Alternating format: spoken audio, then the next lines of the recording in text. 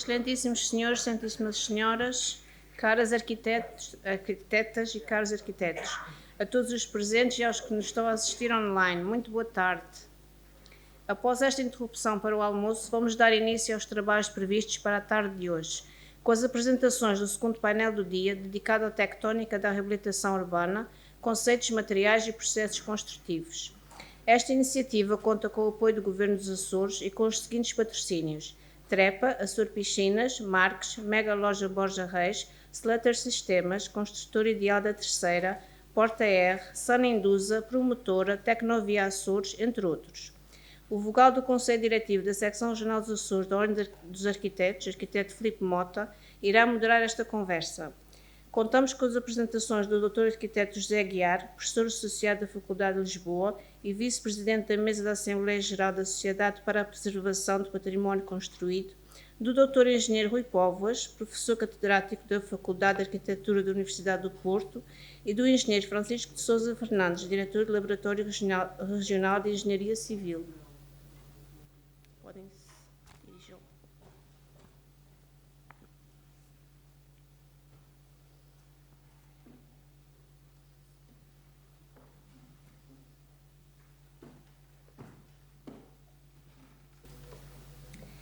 Vai usar da palavra o vogal do Conselho Diretivo Regional dos Açores da Ordem dos Arquitetos, arquiteto Filipe Mota.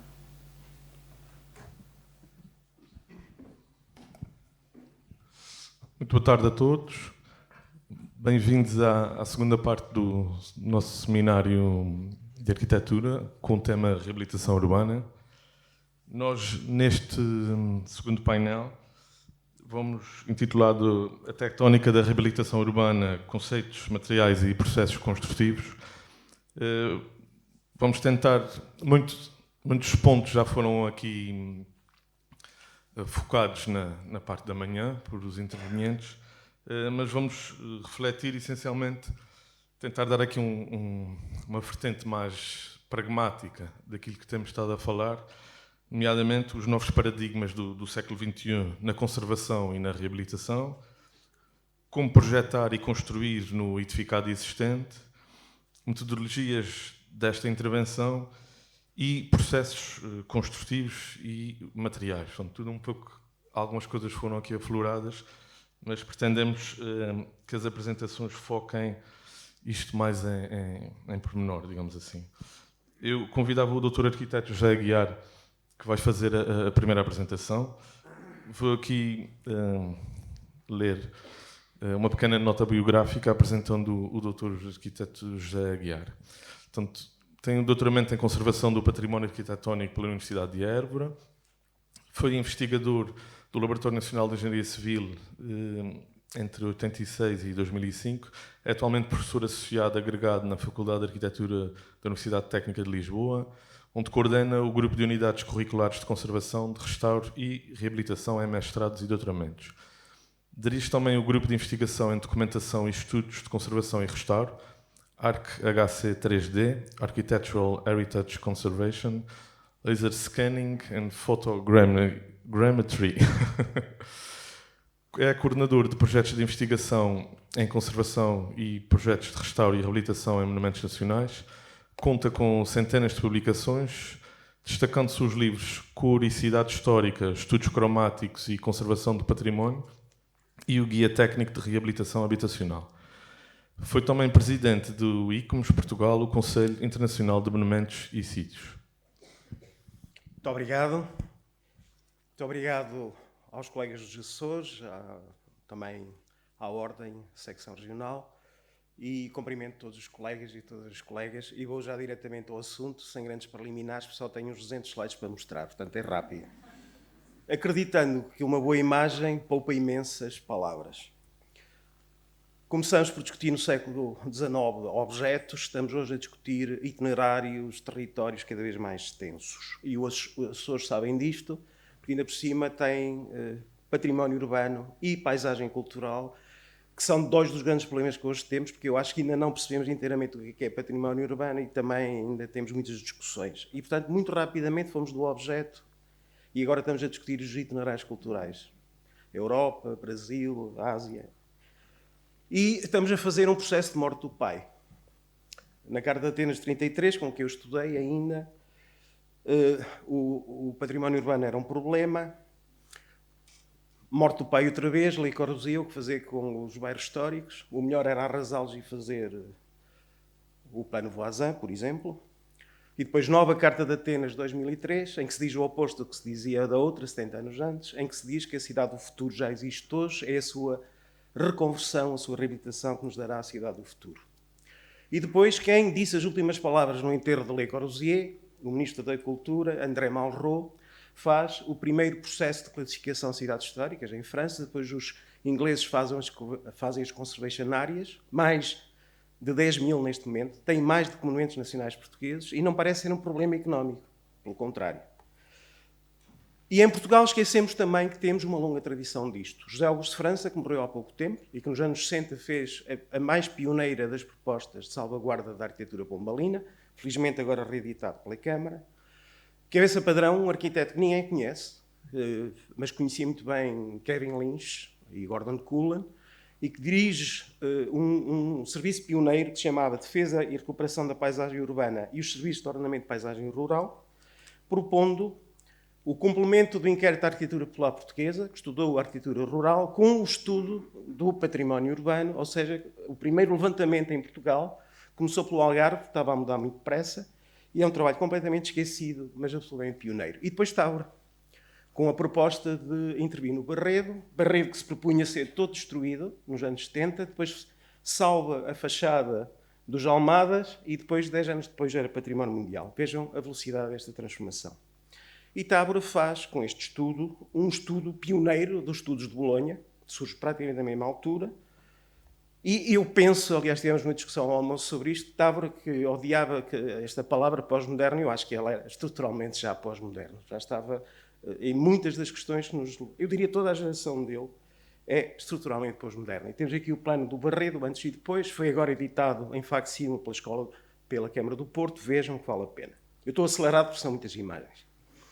E, portanto, entramos neste tempo, depois da Revolução, em que há uma coerência entre o SAL, o Serviço Auditório Local, e os GATs e os GTLs, e esta chegada dos arquitetos a todo o território, com o surgimento também dos gabinetes técnicos locais. Isto é um levantamento da ex-secretária de Estado, Ana Pinho, que fez doutoramento comigo, que fez um trabalho absolutamente extraordinário, e sabemos que isto mudou. E mudou quando surgiram as sociedades de reabilitação urbana, e surgiu também, na minha opinião, um problema no início deste milénio que Javier Ribeira Blanco, que é catedrático de Alcalá de Henares, chama de avassalador consumo patrimonial, dizendo que neste milénio surgiu uma indústria que lida com o património num sentido consumista e já não de produção de indústria cultural, mas de consumo de conteúdos.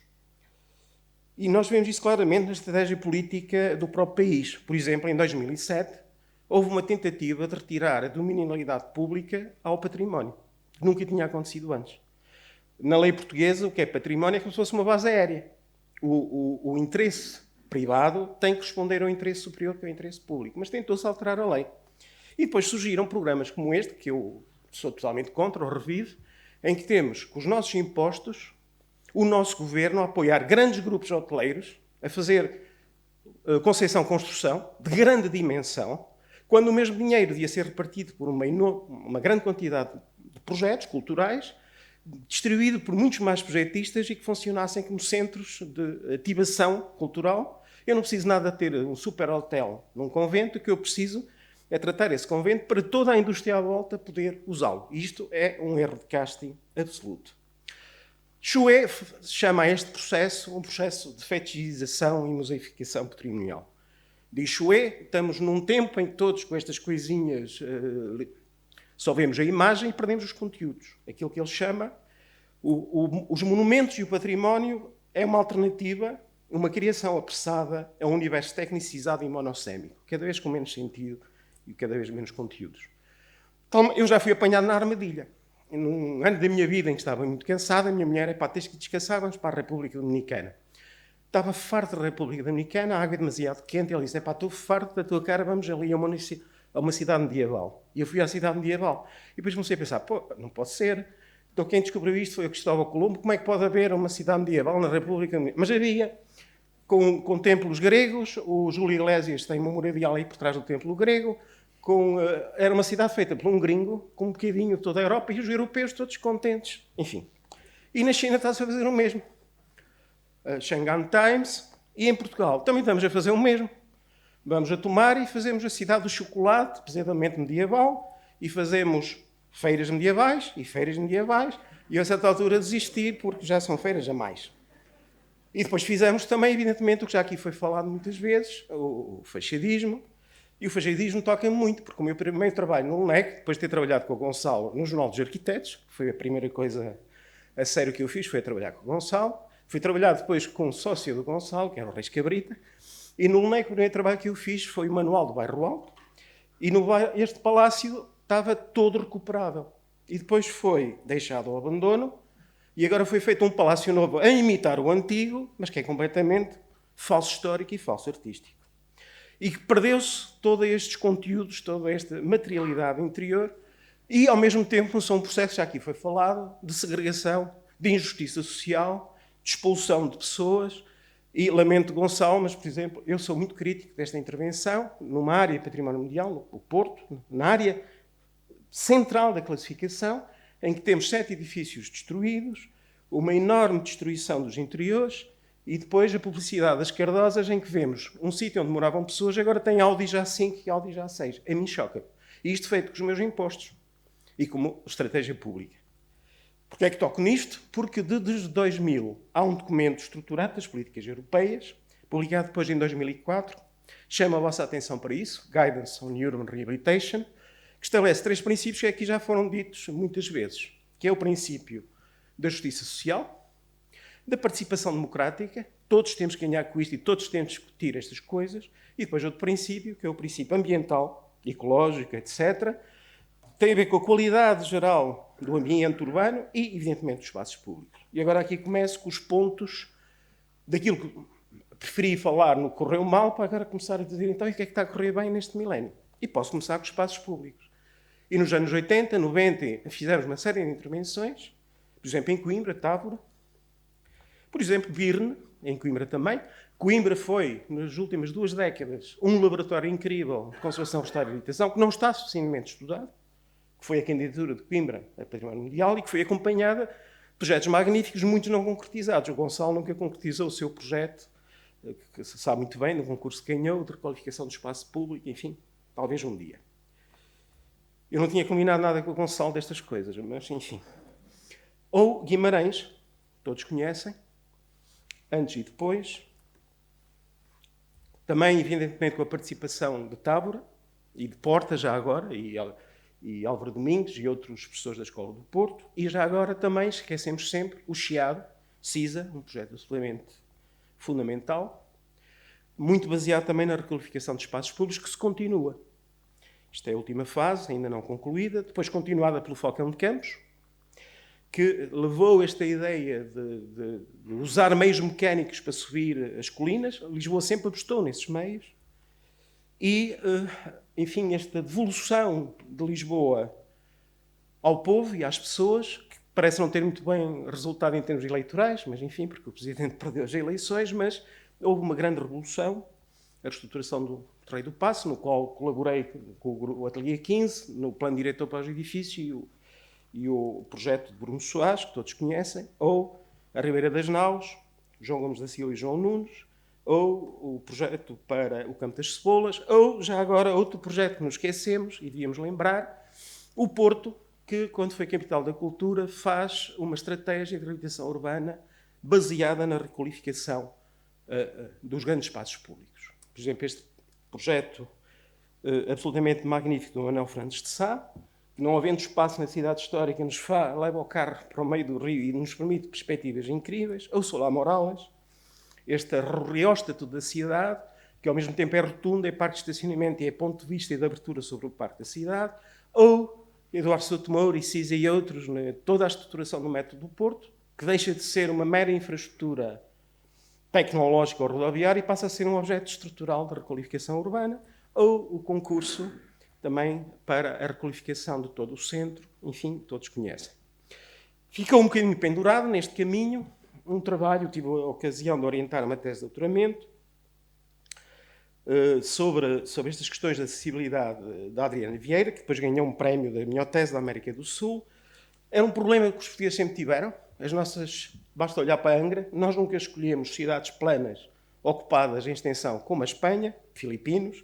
O primeiro plano moderno é os planos dos Filipos, das cidades novas.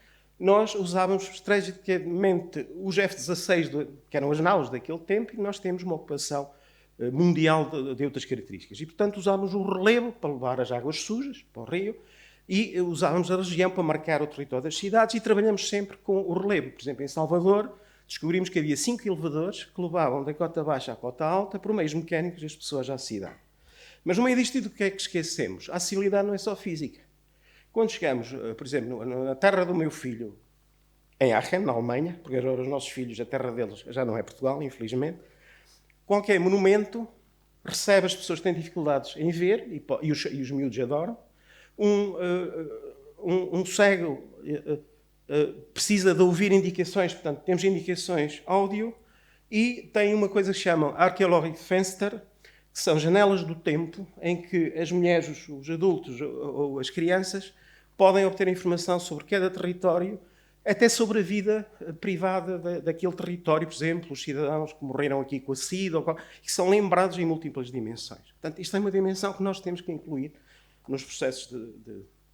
Outro momento diferenciador do século XXI, para mim, é o problema das lacunas. O que é uma lacuna? A lacuna é um buraco no tecido cognitivo. É um poema que falta uma palavra. E quando nós, no século XX, resolvíamos estas lacunas, fizemos-lo de uma maneira que me parece excessiva. E hoje estamos a rever isto. O que é que eu quero dizer com isto? Temos uma lacuna e, portanto, não temos poema, temos cacofonia. E então restituímos a imagem como usando técnicas de frente-fundo, tentando reduzir. A lacuna não deve estar à frente, deve estar no fundo, para que a frente, que é o poema, se leia. E usamos técnicas, neste caso chama-se strategio, usamos uma cor neutra e depois usamos cor, e quando chegamos perto percebemos o que é original e o que não é autêntico. E na arquitetura isto é complicado, porque muitas vezes um colega tem todo o cuidado de anunciar a intervenção deste tempo e com meios reversíveis, mas a verdade é que há processos de reversão figura-fundo que nós hoje estamos a discutir. Portanto, há uma enorme discussão neste momento sobre como lidar com os velhos poemas para os tornar de novo legíveis. E muitas vezes aquilo que é mais óbvio é o pior que podemos fazer. Por exemplo, para mim, este é o exemplo, é o demónio. Uma torre que é reinventada e que se torna a imagem de uma marca de vinhos, indo buscar um bocadinho da Torre dos Coelheiros e da Torre das Águias e fazendo o falso histórico e fazendo o falso artístico. Isto é Disneylândia, não é conservação. Outra palavra-chave, a arte da imperfeição. O que é isto, a arte da imperfeição? A procura de uma nova naturalidade em projeto. Na cultura japonesa, o wabi-sabi, kintsugi, nigenkoku, são termos que agora vou tentar explicar, apressadamente, mas que têm a ver com uma coisa que me parece essencial. Se eu parto uma tigela, a recomposição da tigela pode ser ainda mais bela e pode lembrar ainda mais a família do significado do objeto. E, portanto, não tem aquele valor que para nós tem quando partimos uma coisa, é cá que deita-se ao lixo. E, portanto, isto está a ter consequências em projeto. E nós também temos um kintsugi à portuguesa. Por exemplo, nós, quando tínhamos menos dinheiro, fazíamos o mesmo que os japoneses. E para mim a reabilitação é isto.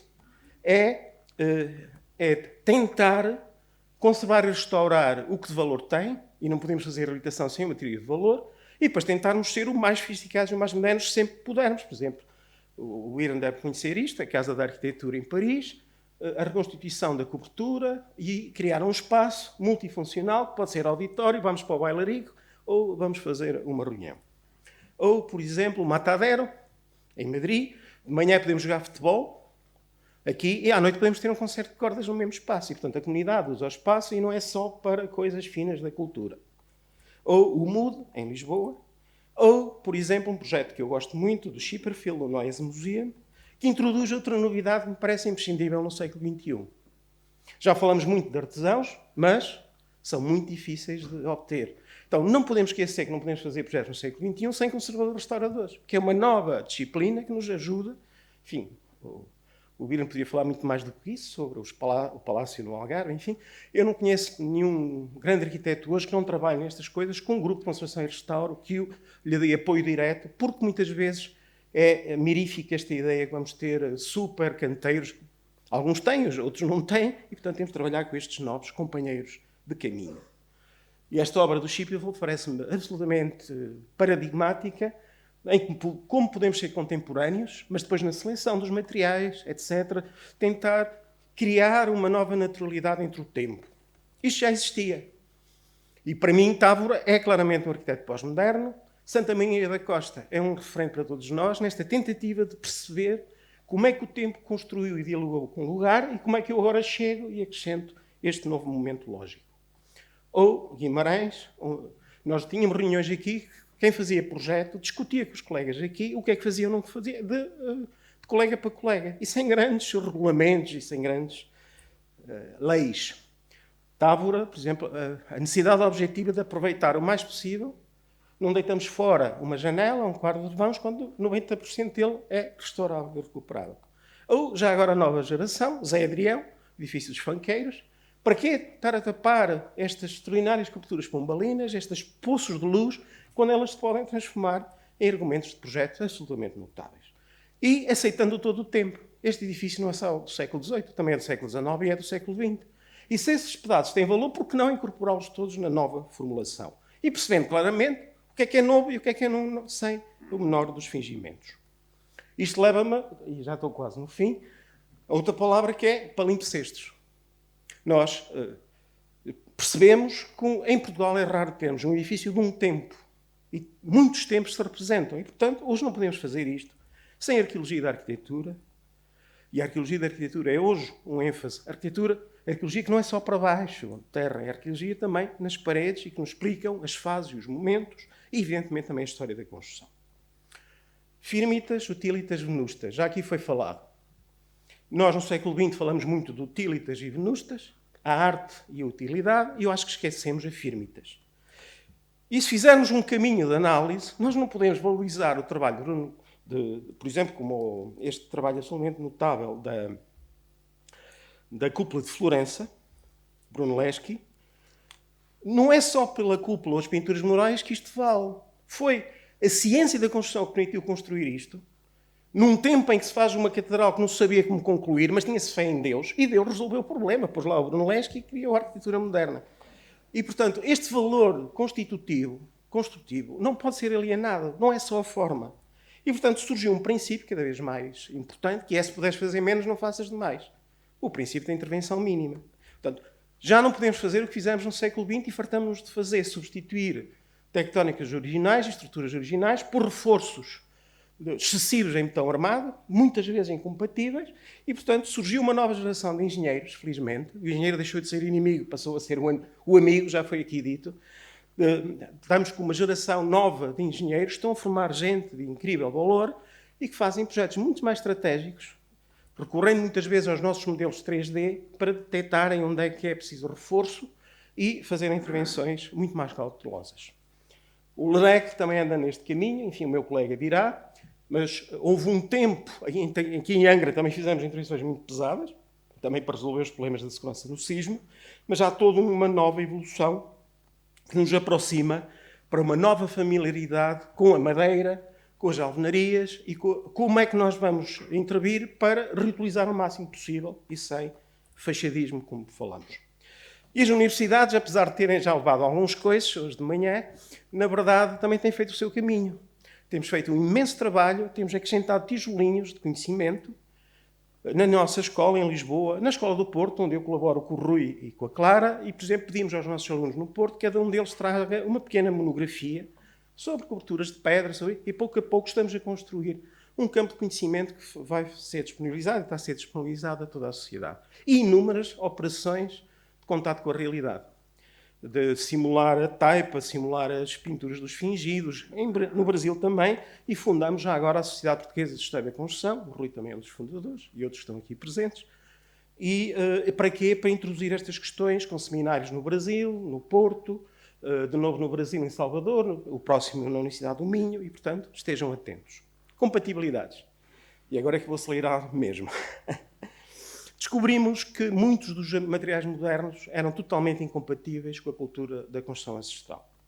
E pusemos nos projetos que eu estou a desenvolver, com o Pedro Pacheco, o restauro do Palácio de Alflores, juntamente com os engenheiros, chegamos à conclusão que conseguíamos resolver os problemas dos eurocódigos. Um edifício público tem que ser mais seguro que um edifício privado, usando exatamente as mesmas tecnologias e os mesmos materiais construtivos. Por exemplo, descobrimos que o castanho é uma madeira absolutamente extraordinária e que, trabalhando com as secções destes materiais, conseguimos resolver os eurocódigos. Ou o projeto de restauro das muralhas de Monsaraz, também meu e do Pedro, em que descobrimos uma barbacã, que depois restauramos, e todos os elementos modernos para resolver, por exemplo, a condução das águas, são feitos com pedra muito semelhante à original, mas vocês percebem que são contemporâneos, porque é óbvio que não havia estereotomias deste tipo no século XV. Ainda o nosso projeto em Monsaraz, descobrimos algumas portas falsas, reabrimos-las e reabrimos-las com gestos contemporâneos, mas com esta procura de uma grande naturalidade na relação, nas opções. É evidente que esta escada nunca esteve lá e todos percebem que é um ato contemporâneo e, ao mesmo tempo, reutilizamos a pedra que estava ali, que estava sulcada e que durante milénios foi usada. Reversibilidade e durabilidade, ainda Monsaraz, uma porta que descobrimos que se abre sobre o Grande Lago e sobre as fortalezas modernas que nunca ninguém pensou. Quando falamos em Monsaraz, falamos de Idade Média. Então, e as fortalezas modernas estão ali? Os rebelinhos, as obras cornas, que são Jornebach à portuguesa. Bem, nós podemos incorporá-las e, por exemplo, neste caso, como não sabíamos como era a escada, desenhamos uma escada contemporânea que tira-se a pedra de cima e remove-se. Ou no desenho da iluminação, e já agora este vermelho é a cor das vacas e a cor do xisto, cujos afloramentos locais. Conhecimento e desenho, muito rapidamente, desenhávamos assim a preto e branco, mas hoje temos outros meios de desenhar. O projeto de restauro do Arco da Rua Augusta, em que colaboramos com o Sérgio e com o Alexandre, e em que usamos fotogrametria digital e laser, e de repente o arquiteto já não está a ver uma linha só, está dentro, devolvemos o carvão e devolvemos as texturas aos edifícios, mas podemos ir mais longe. Porque com fotogrametria e lasers nós conseguimos, por exemplo, fazer diagnósticos. Onde é que há ataque de água ou não há ataque de água? Onde é que as paredes estão grávidas ou não estão grávidas? Jurumenha, o projeto Jurumenha, mais uma vez, em pleno Covid, se não tivéssemos usado estes meios de documentação que agora temos disponíveis, não tínhamos conseguido fazer o projeto à distância, com máscaras, porque todos os dias nos reuníamos na cloud e conseguíamos visitar virtualmente o objeto e conseguíamos fazer, por exemplo, topografia através destes novos meios que temos disponíveis. São imagens da cloud, das nossas reuniões, e, portanto, isto permite um nível de acesso extremo. Cor e luz, os arquitetos vestem-se de preto e fazem projetos brancos. Não é bem assim, nós temos 6 milhões de cores, portanto, estamos a matar o pai, quando as catedrais eram brancas. O Irlanda Brandenburgo publicou um livro que as catedrais estavam pintadas. E as catedrais estavam pintadas, e estavam pintadas dos tempos gregos, e estavam pintados... E isto até parece mais agressivo que os tempos pós-modernos do Tomás Tabeira, porque isto era uma coisa de uma... Peço desculpa, mas só mais um minuto para terminar. Está bem, então, muito minuto. Esquecemos que o Corbusier também investiu muito nestas coisas. Esquecemos que o Guggenheim era amarelo-ocre e não branco, como hoje é. O projeto original era amarelo-ocre. E nós, no laboratório, investimos muito nos estudos estratigráficos, fizemos os primeiros projetos de cor. E já agora lembro aqui o projeto de um colega que já faleceu, o Pedro Abreu, que fez estudos extraordinários sobre a Angra do Heroísmo, mostrando a perda de cor depois do terremoto. E eu, agora que vim cá, fico feliz a ver que a cor está outra vez a surgir, porque era um valor específico de Angra. Ou a descoberta dos grafites, por exemplo. Évora tinha mais de 100 edifícios grafitados, uma coisa absolutamente extraordinária, a tese da Sofia Salema. E começamos a investir nos últimos 30 anos numa hipótese que é, em vez de picar até ao osso, tentar conservar, restaurar e manter estas camadas sacrificiais. A tese de Martas Santos, a tese de Milene Gil Duarte, que estudou, por exemplo, os pigmentos e as terras em Portugal, e algumas obras, por exemplo, o Palácio de Queluz, em que, com estudos estratigráficos, descobrimos o azul horizonte, que foi agora restaurado, ou, por exemplo, muito recentemente, o São Carlos, onde descobrimos outra vez este azul, passou muito depressa. A luz, concentramos muito na energia, mas esquecemos que a luz é um problema de qualitativo. Não podemos discutir só os LEDs por via da questão das energias. A inversão da luz transforma o Roosevelt num monstro e a luz mal pensada não permite sequer ver a cor. E, portanto, esquecemos que a luz era determinante na leitura dos interiores portugueses, esta luz quente do fogo, e não percebemos a nossa arte do brilho e da luz dos azulejos, dos dourados, senão começámos a pensar que temos que fazer uma revolução neste mundo. Temos que regressar a cores quentes, 2400, e já não pode ser 6000, senão ficamos todos estéreos, como eu estou neste momento, e temos que incorporar isto no projeto. O projeto de Jurumenha e, já agora, o nosso projeto de luz de Jurumenha, em que passamos de holofotes de 2000 watts para holofotes de 8 watts e 2400 Kelvin. Ou seja, quando víamos uns copos, víamos isto como se fosse ou Monsaraz, víamos Monsaraz como se fosse um OVNI, encontros do 3º grau, e depois, porquê? Holofotes de 2000 watts, 100 euros por quarto, abrimos as janelas de 2000 watts na fachada, na nossa fachada, enfim. E termino com uma questão que já agora coloco aqui, que é a questão do moderno. Bernard Filden, num célebre livro sobre conservação, diz: isto mais ou menos demora 60 anos até um edifício se tornar património. Bem, se fizermos as contas, temos que começar a ter juizinho, porque, aliás, não é nada novo, que é vamos classificar no Conselho Nacional de Cultura o bairro Azul, em Lisboa. E em breve vamos classificar Alvalade e bairros do Porto e de Lisboa, e, portanto, estamos completamente confrontados com a modernidade. E a nossa modernidade muitas vezes está a desaparecer. Por exemplo, alguma da modernidade mais interessante está a ir ser demolida. E já agora termino com... Os japoneses têm um termo que é o Nigenkoku, ou seja, classificam certos homens vivos como património do Japão, e nós temos um, que é o Álvaro Siza, que todos nós temos uma enorme admiração. As coisas não estão a correr mal. Conseguimos inscrever a lista, por proposta nossa do e-commerce. Portugal admitiu inscrever alguns dos trabalhos do CISA numa lógica expansiva. Qual é a lógica? Nós temos de tentar classificar agora 18 objetos escolhidos pelo próprio CISA com a ajuda dele, e depois será uma candidatura em série. Isto está a correr bem. O que não está a correr bem é que agora está um bocadinho parado. Já está na lista indicativa, mas agora é preciso fazer todo o outro trabalho. Termino com as palavras do CISA. Sobre uma terceira intervenção que ele fez na Casa de Chá, que todos conhecem. Quando fez a Casa de Chá, tinha tempo, coisa que hoje não temos, e desenhou uma a uma aquelas rochas e fez este trabalho absolutamente notável. Nos anos 90, 80, 90, foi chamado para reabilitar isto. Estava cheio de potência arquitetónica e dizia: eu vou partir isto tudo, vou fazer... Até que chegou à conclusão: vou fazer um projeto novo. E ele diz: espera aí, mas se eu faço um projeto novo, eu começo a perder algumas qualidades que estão aqui. Então, como é que eu resolvo o dilema? Resolveu pensar que quem fez aquele projeto foi outro arquiteto, que não ele. E a certa altura começou a achar que esse arquiteto tinha qualidade. E que aquela obra merecia respeito como obra de um colega. Então o que é que o CISA decide? Resolvi solidarizar-me com o outro e restabeleci o meu respeito por esse arquiteto e comecei simplesmente a recuperar o que já estava. Muito obrigado e desculpem lá o excesso.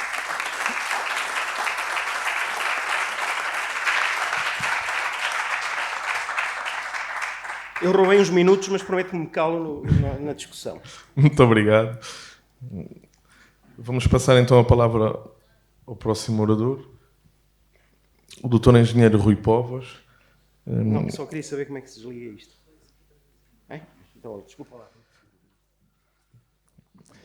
O Dr. Engenheiro Rui Povas é doutorado em Engenharia Civil pela Universidade do Porto, é mestre em Engenharia Estrutural pela Faculdade de Engenharia da Universidade do Porto e licenciado em Engenharia Civil também pela Faculdade de Engenharia da Universidade do Porto. Presentemente é professor catedrático da Faculdade de Arquitetura na Universidade do Porto e coordenador do Grupo de Investigação Património da Arquitetura da Cidade e do Território do Centro de Estudos de Arquitetura e Urbanismo, da mesma instituição. A atividade de investigação desenvolvida integrou-se, numa fase inicial, no domínio da mecânica computacional e, mais especificamente, no estudo e desenvolvimento de modelos numéricos direcionados para a análise não linear de estruturas de betão.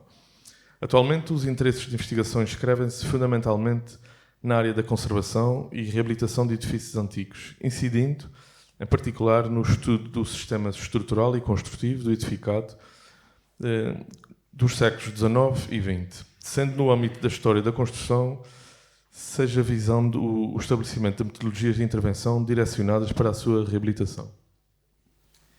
Muito obrigado por suas palavras. Muito boa tarde a todos.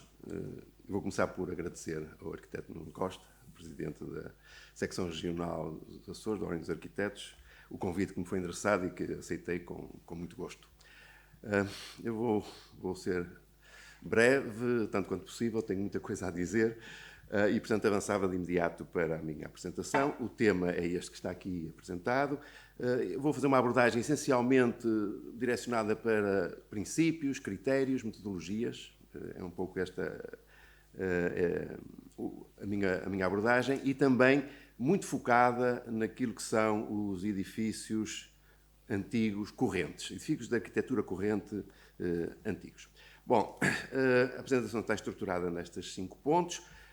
Muito breves notas sobre património arquitetónico, enfim, não é preciso desenvolver demasiado. Depois, então, as especificidades da intervenção no edificado antigo corrente, com valor cultural, patrimonial, metodologias de intervenção na reabilitação do edificado, numa perspectiva essencialmente tectónica, algumas soluções construtivas e estruturais, e depois concluo com algumas observações.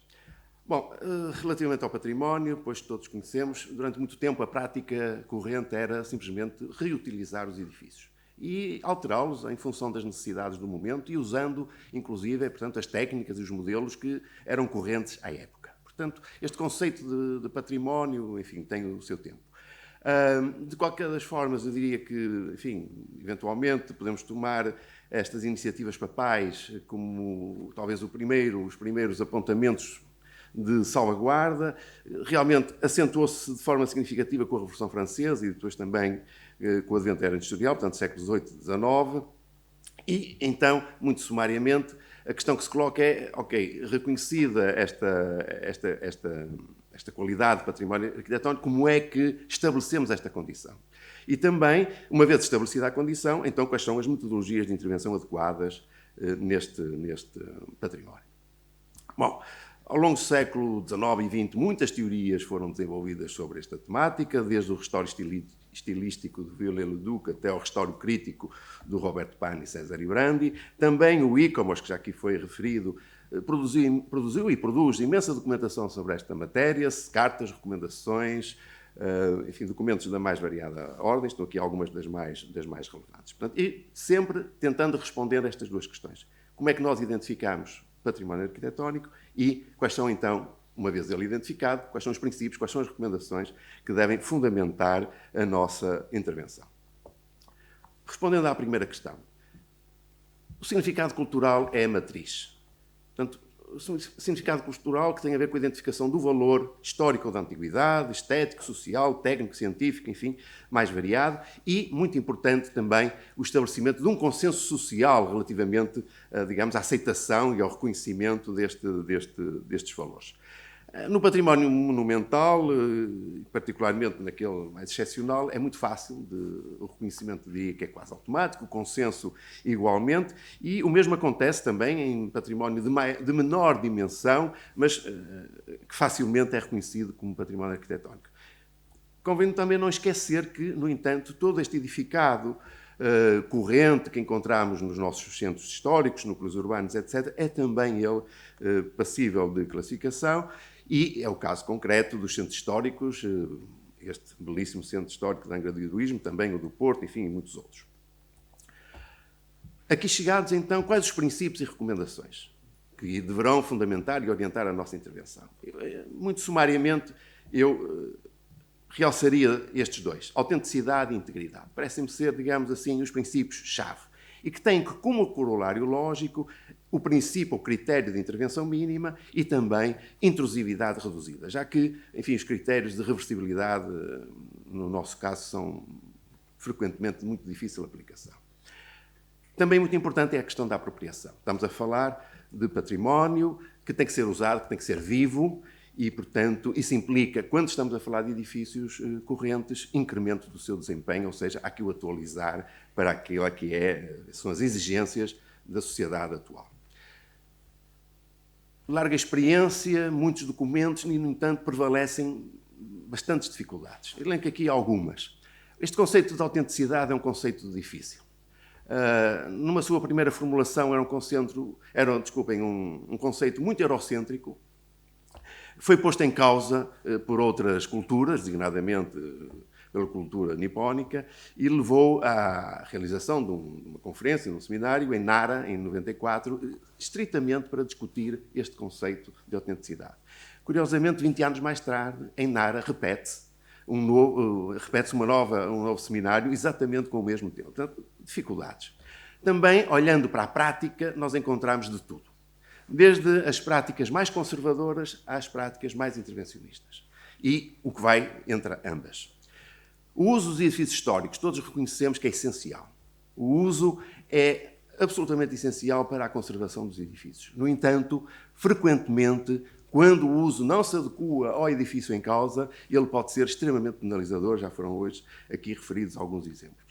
Também as intervenções contemporâneas nos núcleos, algo difícil de sempre em discussão e por resolver.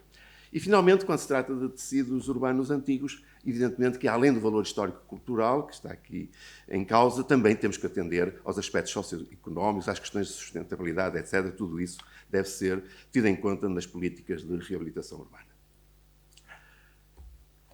Centrando-me agora no edificado antigo corrente, com valor cultural, com valor patrimonial. Há algumas dificuldades específicas e algumas características específicas quando falamos deste património. Desde logo a sua dimensão e a variedade deste património e, por essa via, também a importância que ele tem na regeneração urbana de qualquer cidade.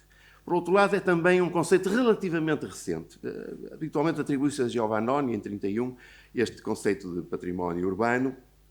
E, por outro lado, também a transposição, a simples transposição e automática dos conceitos e orientações que foram desenvolvidos para este património monumental e que está vertido nas cartas, nas resoluções, declarações, etc., como já referi, não é de todo apropriado.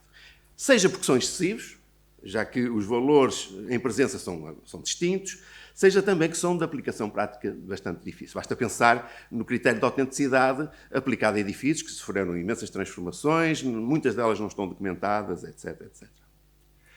Também a adequação obrigatória às novas exigências do uso, contemporâneas, e, portanto, o incremento do desempenho físico destas construções é também um problema, e, enfim, tanto que muitas delas estão vertidas em sede regulamentar. Num primeiro momento, resolvemos mal, do meu ponto de vista, com o Decreto-Lei 53 de 2014, entretanto revogado, que permitia para edifícios de habitação com mais de 30 anos e, digamos, em áreas de reabilitação urbana, facilitava, digamos assim, não exigia o seu licenciamento em determinadas condições e que foi utilizado de forma bastante abusiva para intervenções, enfim, que acabaram por descaracterizar completamente esse edificado.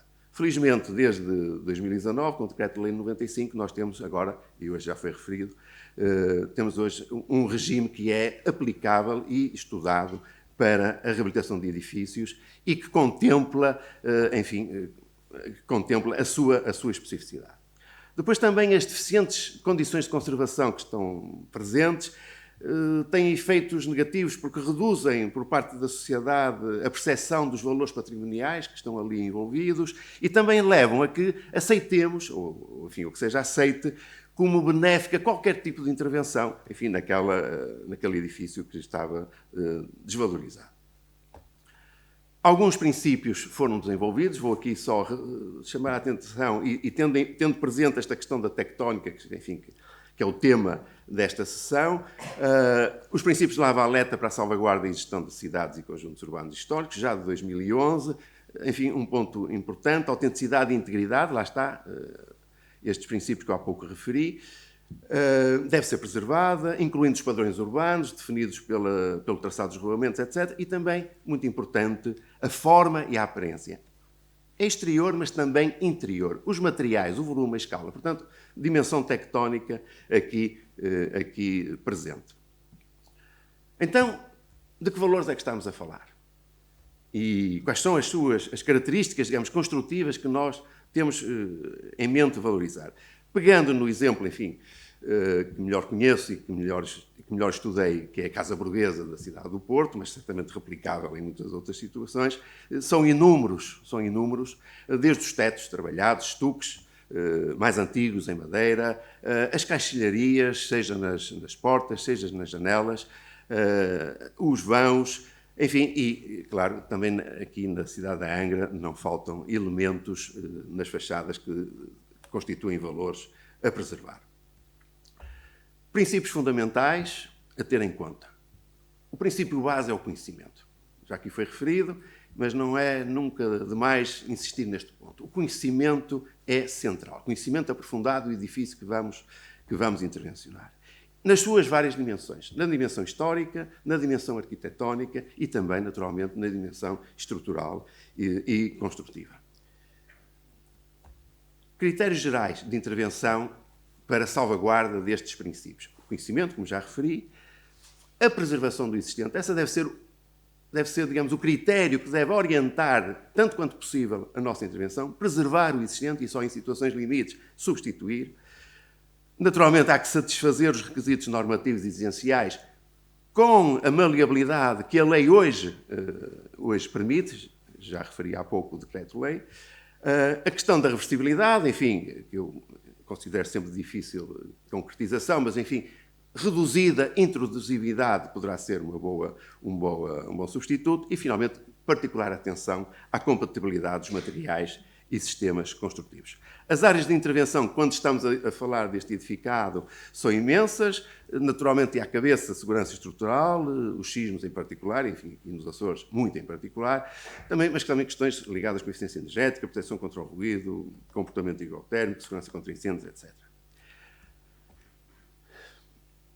Segurança estrutural dos edifícios existentes, enfim, vou focar-me neste ponto, mas, em princípio, a metodologia, digamos, é extrapolável para as outras áreas. Há uma série de características que diferenciam a avaliação da segurança estrutural dos edifícios existentes quando comparado com os edifícios novos. Desde logo, o conhecimento do existente. Nós estamos perante um edifício que já existe, e, evidentemente, há incertezas associadas à caracterização dos materiais, à sua distribuição espacial. Essa é uma primeira dificuldade. Depois, também, com frequência, estamos perante a existência de danos que, digamos, que estão ali presentes naquele edifício, que ocorreram antes da intervenção.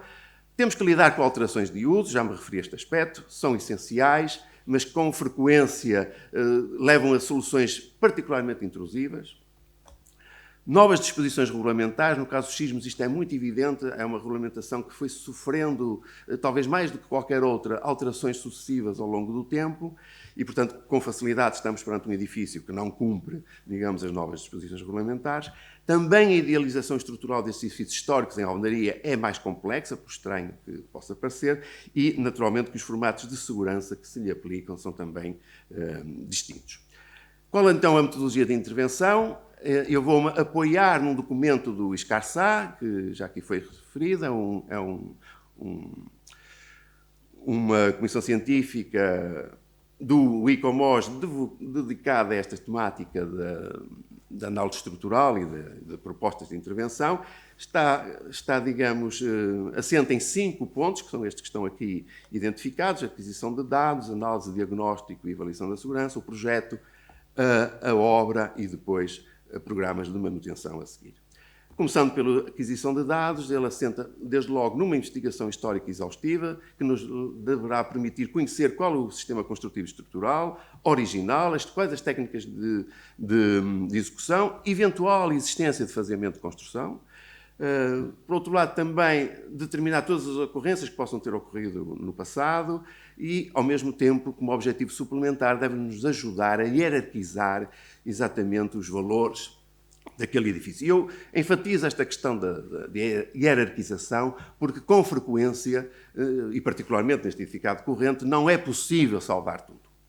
Alguns sacrifícios têm que ser feitos e é muito importante que nós tenhamos uma hierarquia que nos ajude, portanto, neste particular. Inspeção visual, um segundo aspecto, deve conduzir ao levantamento geométrico, à identificação dos materiais, à sua caracterização, naturalmente ao mapeamento dos dados e das degradações. Se for o caso, determinar a existência de fenómenos que não estejam ainda estabilizados, estou a falar de assentamentos, de fendilhação, etc. E, naturalmente, como resultado, temos que ter desenhos de levantamento e também desenhos de inspeção com os mapas e padrões de danos e degradações. Investigação histórica e esta inspeção visual devem conduzir a uma primeira avaliação. Se a informação disponível for considerada suficiente, passamos à fase seguinte. Se não for o caso, temos então que avançar para uma avaliação mais detalhada, que passa pela realização de ensaios in situ e laboratoriais e, eventualmente, também pela monitorização. Em relação aos ensaios in situ, há que privilegiar, na medida do possível, técnicas não destrutivas ou moderadamente destrutivas. Devem ser muito bem fundamentados numa análise de custo-benefício. Os locais, evidentemente, a selecionar de forma também muito judiciosa, para causar o menor dano possível ao edificado e, finalmente, também, sempre possível, faseá-los. Muitas vezes, uma primeira fase dá-nos informações suficientes e não temos que avançar para uma segunda fase. Quando estamos perante a necessidade de recolher dados variáveis no tempo ou controlar alguns fenómenos, como fendilhação e assentamentos, temos, então, também que prever campanhas de monitorização. Segunda fase, então, da análise, diagnóstico e avaliação de segurança. Portanto, partindo desta análise histórica, nós vamos, então, conhecer a história do edifício, o seu comportamento no passado, ter aqui uma nota. Comportamento satisfatório no passado não quer dizer necessariamente que a segurança esteja garantida, e temos alguns exemplos. Este, enfim, bastante conhecido, de La Campanile, em Veneza, que, enfim, na sua última, digamos, elaboração ou reconstrução no século XVI e que sofreu uma ruína no início do século XX. Portanto, algo importante a ter em conta. Análise qualitativa, podemos sempre, tendo experiência para isso, comparar o comportamento daquelas estruturas com outras semelhantes, enfim, usando um processo muito querido aos arquitetos, que é um processo indutivo, mas, naturalmente, sendo análise estrutural, evidentemente que também temos que avançar para a análise quantitativa, usando modelos calibrados e adequados ao edifício e que nos deve dar, obviamente, informação relativamente à avaliação da segurança da estrutura no seu estado atual.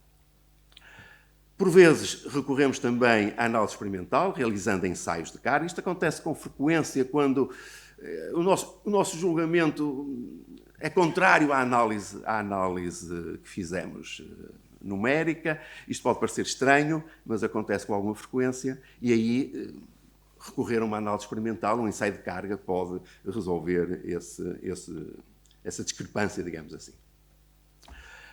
Bom, aqui chegados, então, podemos proceder ao diagnóstico. Duas situações limites podem acontecer. Decidir não intervir, seja porque estamos perante um edifício que satisfaz as condições de segurança, ou então, por vezes também, impor algumas limitações de uso, impor limitações às sobrecargas que, enfim, poderão atuar sobre este edifício. Ou então, intervir com um projeto de consolidação e reforço. Esse projeto é um projeto que respeita as regras habituais, peças escritas, desenhadas, etc., e que deve também promover, no caso da ação sísmica, por exemplo, um incremento da sua capacidade sismorresistente. A execução dos trabalhos, aqui chamar a atenção para que essa mesma fase deve ser usada para confirmar muitos dos dados e adquirir novos dados que foram obtidos na fase de inspeção. E, finalmente, muito importante, a questão da manutenção. Esta é uma questão central. Estes edifícios exigem manutenção após a realização das obras. Nós sabemos que existem muitas dificuldades, designadamente por parte da tutela. É mais fácil de obter verbas para realizar obras de reabilitação do que propriamente para ter um plano de manutenção e levá-lo à prática, mas, na verdade, este é um ponto essencial. A manutenção do edificado após as obras. Algumas soluções construtivas e estruturais. Vou aqui muito sumariamente referir algumas soluções propostas para intervenções em sobrados. Vou tomar como referência... Desculpa, um minuto, por favor. Estou a concluir. Tomar como referência a Casa Burguesa do Porto, aquela que eu estudei mais. Há um incremento do desempenho, quer do ponto de vista estrutural, térmico, ao ruído, fogo, etc. E depois também algumas notas relativamente à ação sísmica. Este é um exemplo de intervenção em sobrados com beneficiação do desempenho, mantendo o teto original. Portanto, a intervenção faz-se através do levantamento do soalho, reforço de alguns aspectos e depois reposição do soalho. Também, por vezes, é preciso intervir com realização de novos pavimentos, seja por ampliação, seja em situações de ruína, e temos aqui uma proposta que foi desenvolvida com esse objetivo e que foi utilizada, por exemplo, neste projeto. Era uma intervenção na cidade do Porto, um edifício em ruína, e estes edifícios, enfim, aqui não estão ainda completos, mas foi utilizada uma solução de madeira lamelada, colada e, digamos, respeitando. E posso dizer, inclusive, que posteriormente foram feitos ensaios ao ruído e o desempenho foi notável. A ação sísmica, estamos nos Açores, é algo que não podemos deixar de falar. O risco sísmico decorre da combinação de 3 fatores. A perigosidade, que tem a ver com o local, e nada podemos fazer relativamente a este aspecto. A questão da exposição, que tem a ver, no fundo, com a maior ou menor densidade do edificado naquele local. Também enfim, não há muito a fazer aqui. Nós temos exemplos na história, o sismo de Lisboa, 1755, pois destrutivo, altamente destrutivo, mas Lisboa foi reconstruída. 1906, São Francisco, igual, altamente destrutivo, mas São Francisco está ali. Portanto, normalmente também não temos aqui muito por onde intervir, resta-nos a vulnerabilidade, ou seja, dotar o edifício de condições de segurança aos sismos. Estamos nos Açores e eu chamaria a atenção para este documento, as regras gerais de reabilitação e reconstrução de edifícios correntes afetados pela crise sísmica do Faial, Pico e São Jorge. É um documento de um grupo de trabalho, foi elaborado, é uma publicação do Laboratório Regional da Engenharia Civil, tanto dos Açores. Este documento existe também como anexo no livro Sismos e Edifícios, enfim, um livro que também recomendo. E a estrutura do documento é esta que está aqui indicada. Portanto, são as 9 ações fundamentais a ter em conta: eliminação de deformações, consolidação das paredes, enfim, aumento global da rigidez, aumento da resistência, enfim, não tem que acelerar. E aqui agora algumas figuras que vou passar muito rapidamente para respeitar o meu limite. Aqui com a colocação de tirantes em pavimentos, contraventamentos ao nível da cobertura, um exemplo da execução. Aqui contraventamento ao nível do pavimento para aumentar o efeito diafragma desses pavimentos, que é bastante importante. Um exemplo também, reforço das paredes com reboco armado nas 2 faces, ligadores entre essas faces, enfim, são algumas, ou também, em algumas situações, injeção das paredes, no fim, combatendo os vazios, que sabemos que é altamente benéfico depois na resposta. Concluindo, é importante ter bem presente, portanto, as características que diferenciam os edifícios antigos dos demais. Este é um aspecto absolutamente central. A abordagem tectónica que assente na salvaguarda dos sistemas construtivos tradicionais concorre de forma muito relevante para a qualidade de intervenção. E hoje, felizmente, fruto de muita investigação, de longos anos, dispomos de um conjunto alargado de soluções técnicas, muito abrangente, para a aplicação nas mais diversas situações, e a minha expectativa é que, usando estas soluções técnicas, intervenções de fachadismo como estas, que hoje abundam, não sejam inevitáveis. Muito obrigado.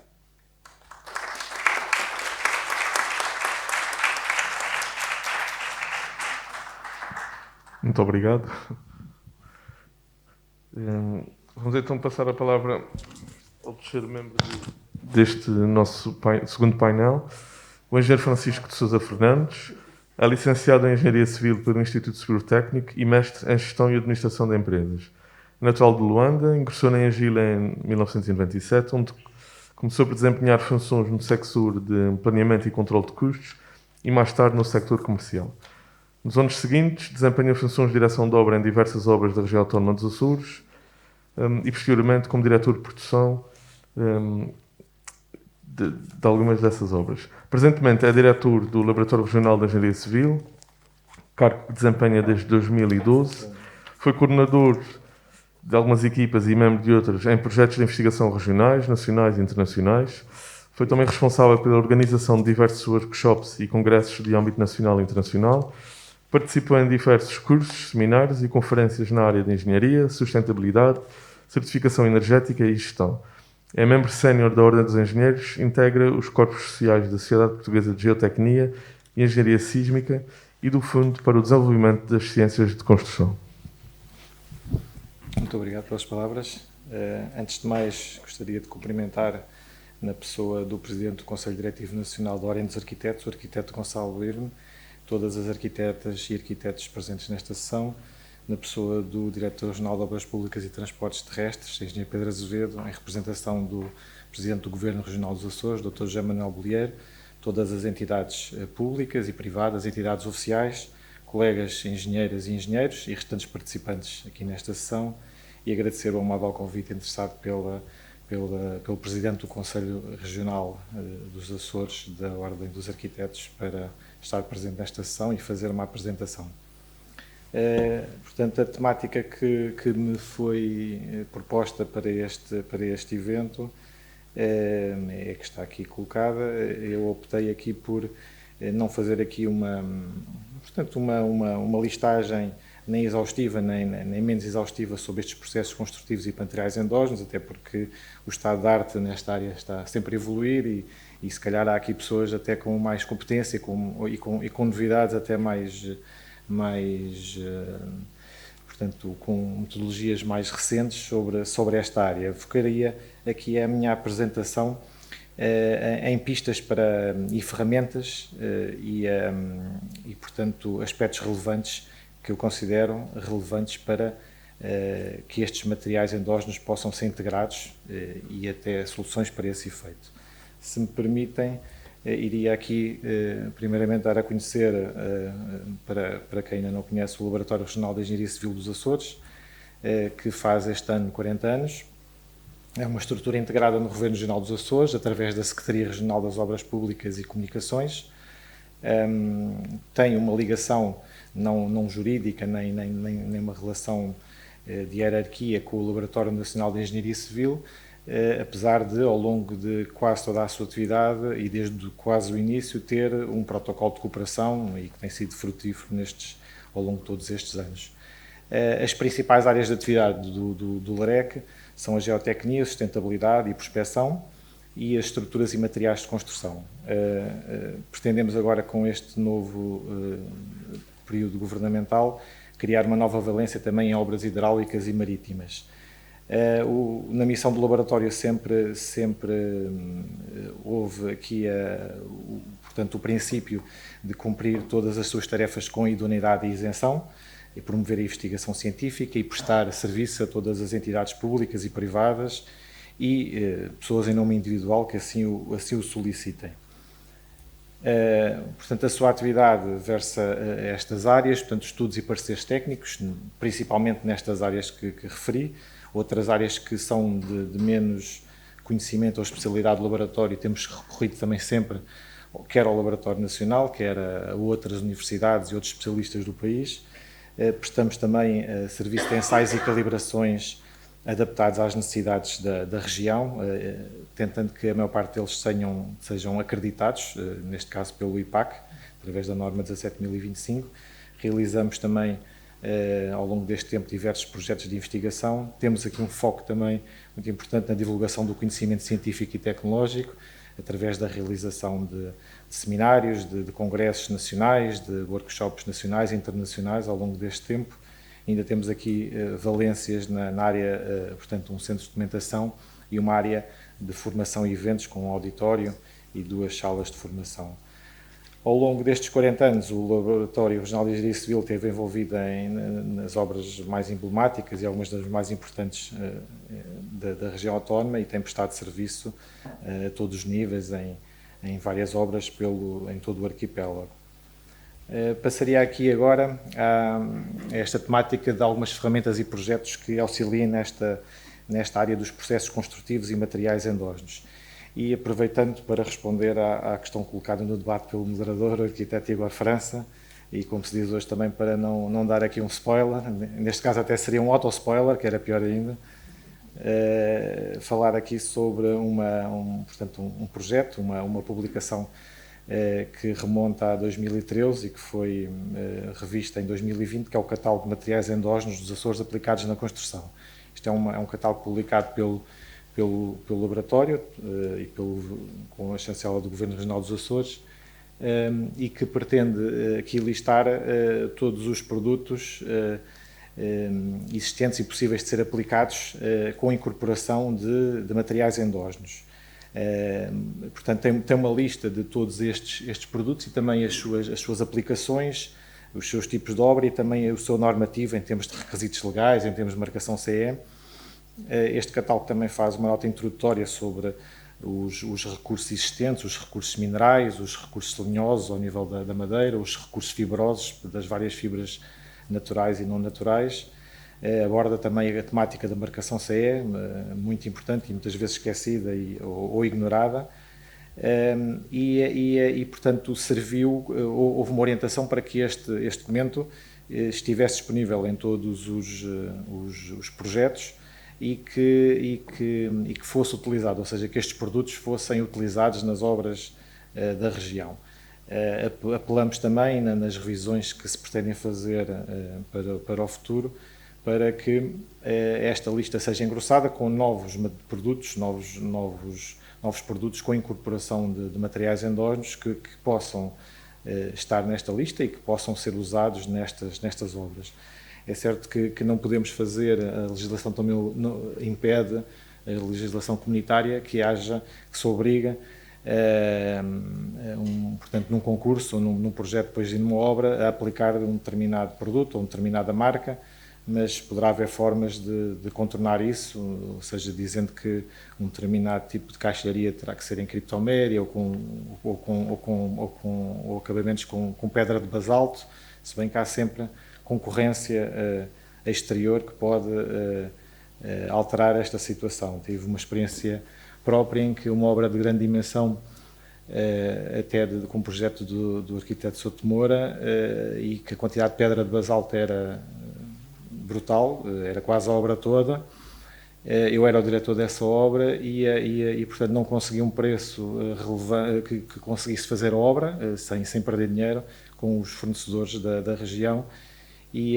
Portanto, esse preço foi obtido com pedra de basalto vinda do outro lado do mundo, da China. E a obra esteve para ser feita, apesar de toda a insustentabilidade desta situação, mas houve aqui um acordo e uma pressão para que também aqui a nível regional conseguissem adaptar o preço e isso não foi feito. Mas, portanto, há este risco aqui que pode acontecer nestas situações, não podemos controlar e não podemos dizer que o basalto tem que ser o basalto da Povoação ou o basalto da Ribeira Grande. Isso legalmente, estamos na União Europeia e não conseguimos fugir a isso. Mas, de qualquer forma, o catálogo é um orientador que permitirá também utilizar e pensar nestes produtos. Gostaria aqui também de falar num projeto que está relacionado com os materiais endógenos e com um concurso que foi o Uso e Abuso, em que com 4 categorias de materiais, as rochas, os solos, as fibras e as madeiras, houve um concurso de ideias e que as melhores ideias foram prototipadas, tiveram um protótipo em escala real e foram apresentadas numa exposição que foi realizada no Centro de Artes Contemporâneas, intitulada Como Construir uma Ilha, e que as envolveu também com umas estruturas de instalação expositiva para este efeito. Posso aqui salientar, portanto, isto não são, neste caso eram mais peças de design do que de construção, mas, por exemplo, ao nível das fibras, a ideia vencedora foi de uma escova de dentes em que o cabo da escova de dentes era produzido em fibra de conteiro e as cerdas da escova seriam em fibra de ananás. Ficou pelo protótipo e depois o desenvolvimento comercial, isso já acarreta um outro projeto e um outro tipo de investigação. Também gostaria aqui de focar a importância dos Objetivos de Desenvolvimento Sustentável, já aqui falar também em muitas vertentes, e do que existe aqui a nível da região com a cartilha da sustentabilidade, em que uma série de entidades, penso que mais de uma centena de entidades, que já subscreveram e têm, cada uma delas, portanto, comprometem-se com três objetivos de desenvolvimento sustentável para a sua empresa ou para a sua entidade. E também aqui uma outra ferramenta, que é a Plataforma Municipal dos Objetivos de Desenvolvimento Sustentável, a ODS local, em que há aqui um registro voluntário a nível dos municípios, que representam aqui uma parte importante também neste cumprimento, portanto, das ações que são feitas a este nível em cada um destes municípios e são divulgadas e partilhadas por todos. Estes objetivos de desenvolvimento sustentável entroncam com muito do que falámos aqui e julgo que são também uma parte importante e relevante para esta temática. O laboratório, em parceria com a empresa Fibernamics, está a desenvolver também um projeto que gostaria de mencionar, e depois um outro a seguir, são 2 projetos que vou falar, denominado Ecocomposites Inteligentes, que basicamente é o desenvolvimento de uma argamassa com propriedades de inteligência térmica. É uma argamassa reforçada com materiais fibrosos, portanto, com fibras ao nível da conteira e de outras fibras também da região, e em que são introduzidos também materiais de mudança de fase, os PCMs, para que esta argamassa possa contribuir para o isolamento térmico, para a resistência térmica destes revestimentos de estrutura da alvenaria. Neste momento estamos numa fase de testes dos vários tipos de composições e o objetivo depois será realizar um protótipo e fazer também aqui ensaios para que possa num futuro ser utilizado a nível da região e neste caso, por esta via também, reduzir o uso de materiais não endógenos, pode dizer assim, e materiais de isolamento térmico necessários também para cumprir as regulamentações a este nível e possa-se também utilizar aqui algum do material da região. O projeto Rebuild 17 é um projeto que também está em curso de promoção da economia circular no setor da construção, especificamente sobre os resíduos de construção e demolição.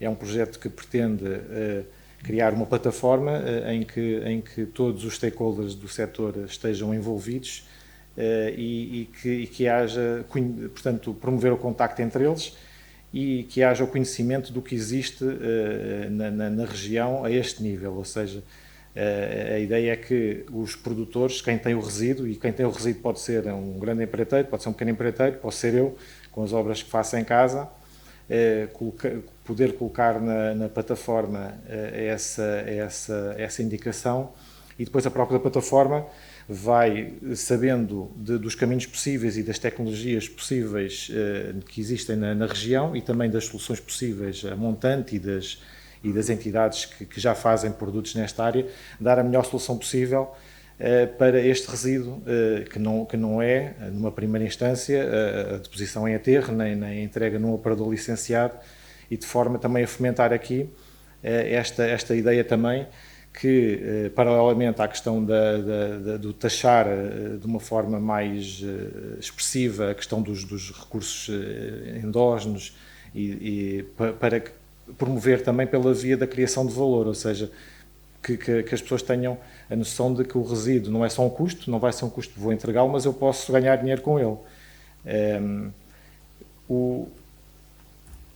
Aqui também é um esquema muito simplificado do que está aqui envolvido nesta plataforma. Também terá uma área de marketplace propriamente dito com produtos em segunda mão, ou seja, numa reabilitação, quando tenho janelas e portas e outro tipo de acabamentos que precisam também de ser, neste caso, que vão sair desta obra, eu posso também colocá-los aqui e ser vendidos e além disso, tem um objetivo também de que nesta plataforma seja obrigatório, isto é uma questão que se está a estudar em termos de legislação e com a Direção Regional do Ambiente e Alterações Climáticas, a obrigatoriedade de colocar aqui os planos de prevenção e gestão de resíduos de construção e demolição das obras públicas, ou seja, nesta plataforma seja aqui que se insira esses planos e que eles sejam atualizados e que permita também à plataforma ter um conhecimento do que é que vai haver também no futuro de resíduos, permitir também aqui alguma previsibilidade nos resíduos que vai haver, pensando que no futuro poderá haver também entidades que queiram utilizá-los e que tenham já, portanto, tecnologia para que eles sejam utilizados em determinadas áreas. Neste momento ela está em desenvolvimento do software da sua plataforma e contamos que em meados do próximo ano ela fique disponível.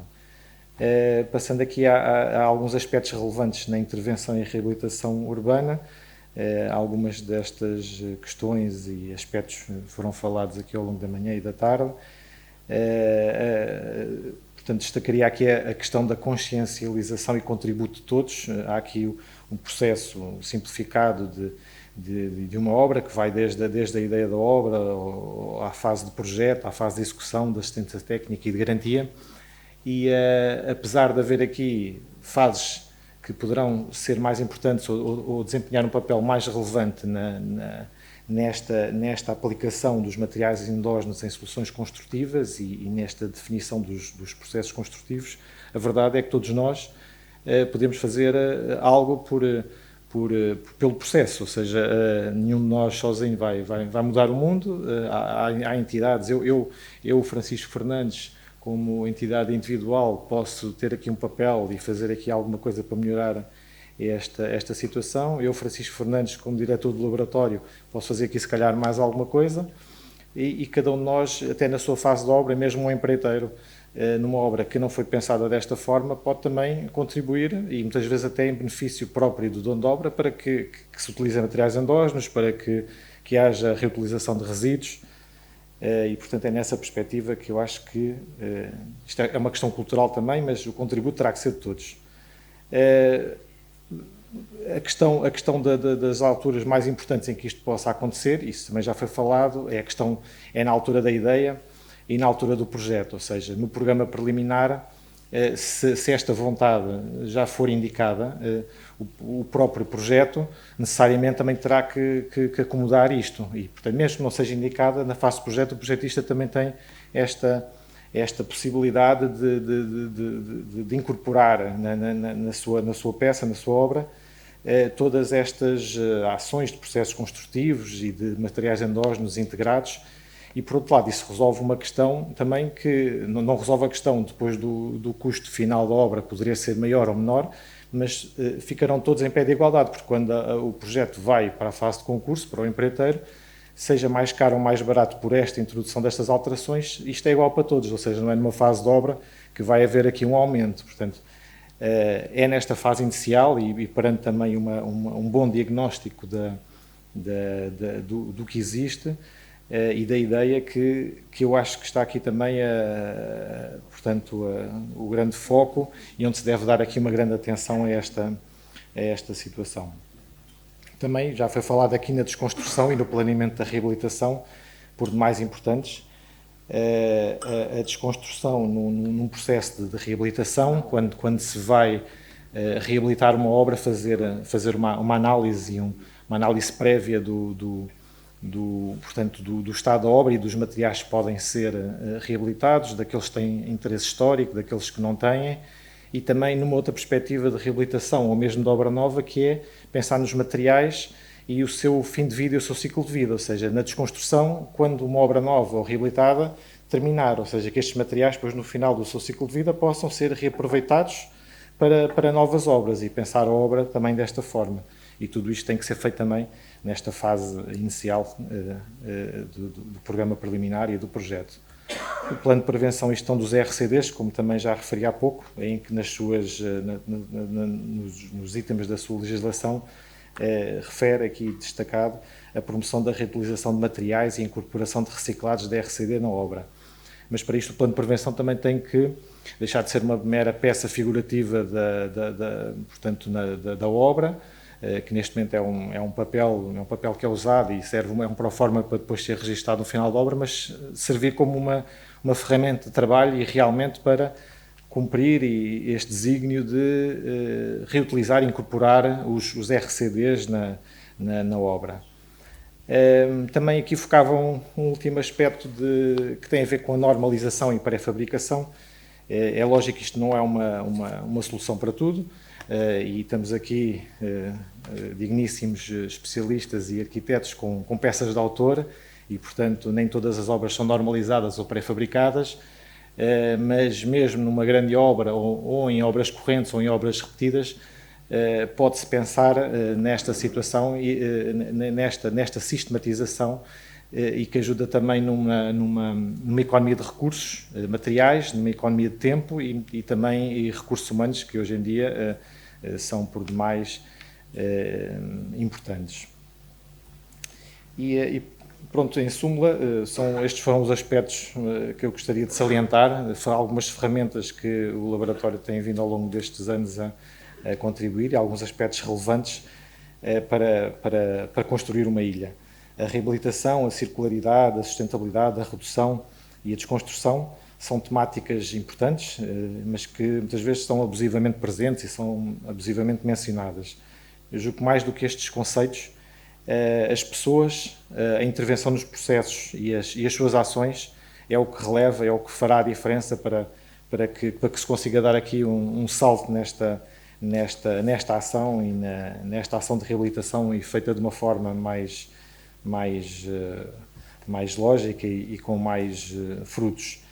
Pensar na origem, as intervenções de reabilitação provocam um processo, um resultado final mais consistente, mais sustentável e mais resiliente. Estas ferramentas e aspectos relevantes que foram referidos ajudarão a aprender ou reaprender a como construir uma ilha. E uma ilha entenda-se como um pedaço de terra rodeado de mar por todos os lados.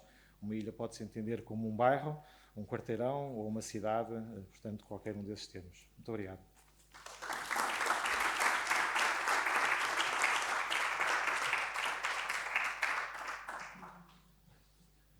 Muito obrigado. Nós passaremos então aqui à fase de debate, e eu propunha que criássemos aqui algo mais interativo, e para isso pedi a colaboração dos ilustres colegas aqui na plateia para colocarem questões aqui aos nossos oradores. Não sei se alguém tem alguma questão.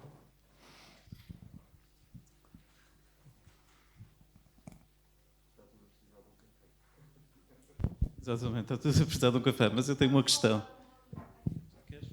Vou dar prioridade. O catálogo dos materiais endógenos está disponível online?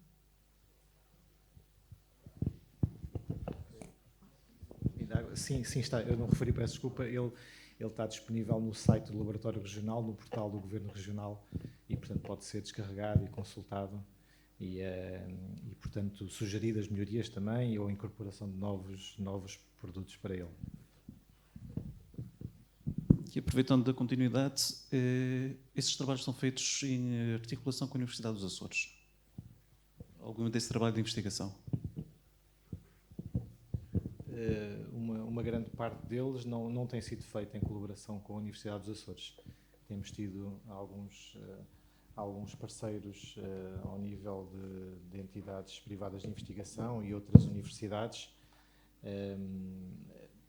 A Universidade dos Açores, portanto, tem algumas valências ao nível do conhecimento dos materiais, nomeadamente aqui na parte das fibras e com quem temos colaborado, mas depois, infelizmente, a nível da parte da engenharia, não tem um departamento, tem os preparatórios apenas de engenharia, e em que há uma colaboração, mas mais ao nível do conhecimento das instalações e do que é feito, algumas visitas de estudo, mas não depois em trabalhos feitos no âmbito até de teses de mestrado, porque depois os estudantes têm estes preparatórios, que são os 2 primeiros anos, e depois rumam para a universidade no continente para os terminarem.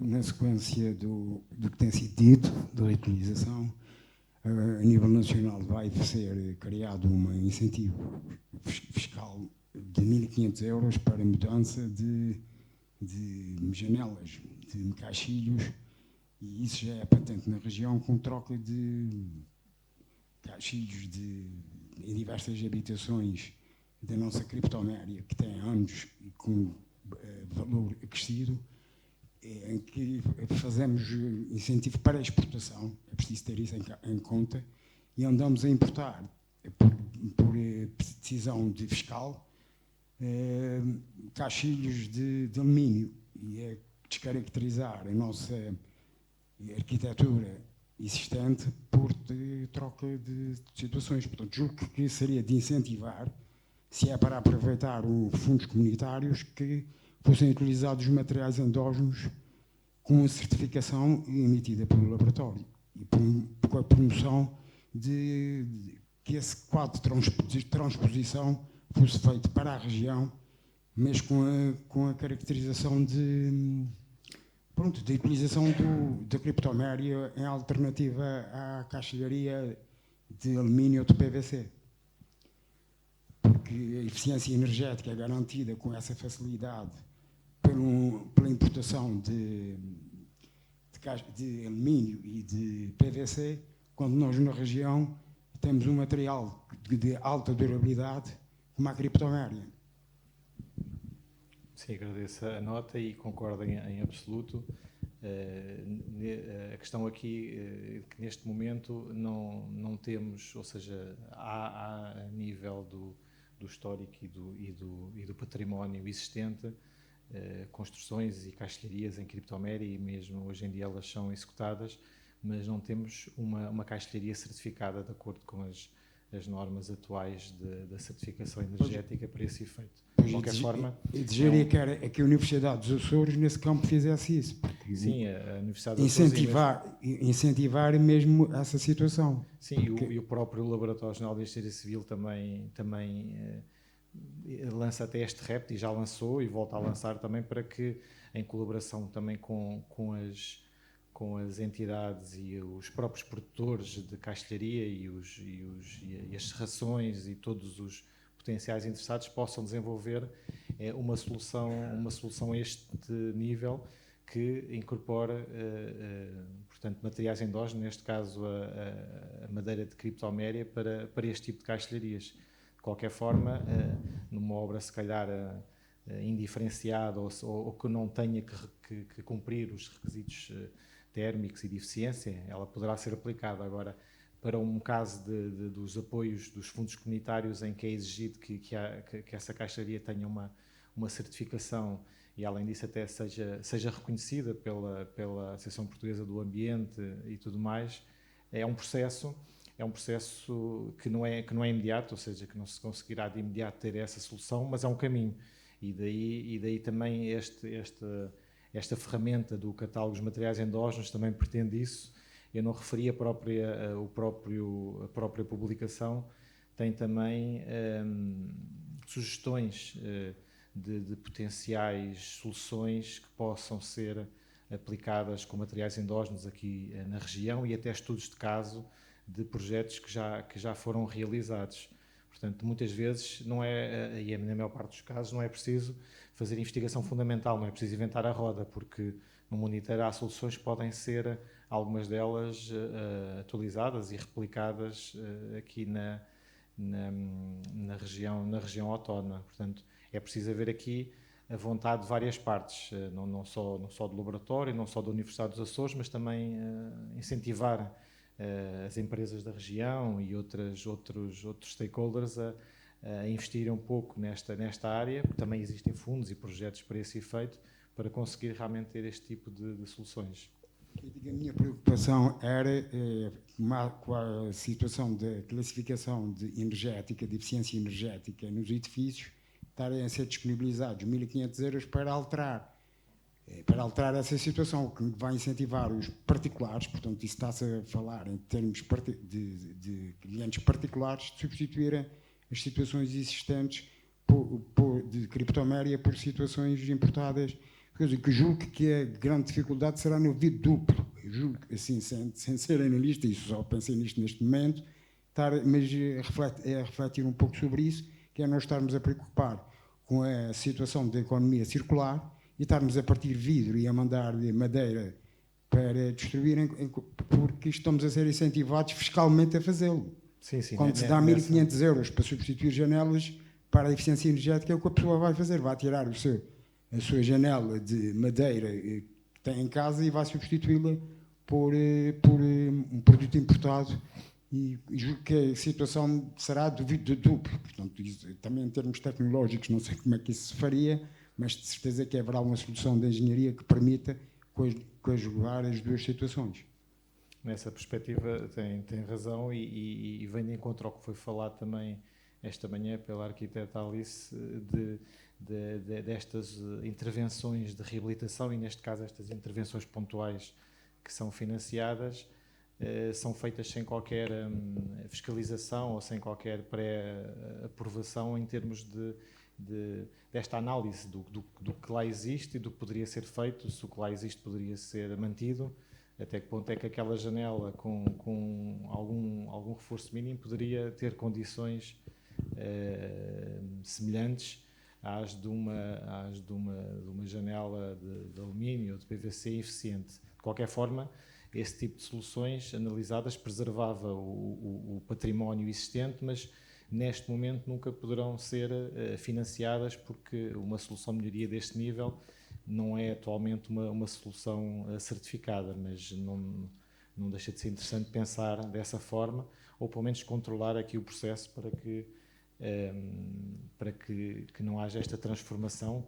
Há locais como aqui Angra do Heroísmo em que não é possível fazer isso, não é possível no centro histórico portanto, substituir as caixarias de madeira por caixarias de alumínio, mas no restante arquipélago e a nível nacional não há uma proteção a este nível e portanto há muitos equipamentos que são perdidos e que poderiam ainda ter a sua utilização mediante uma pequena melhoria.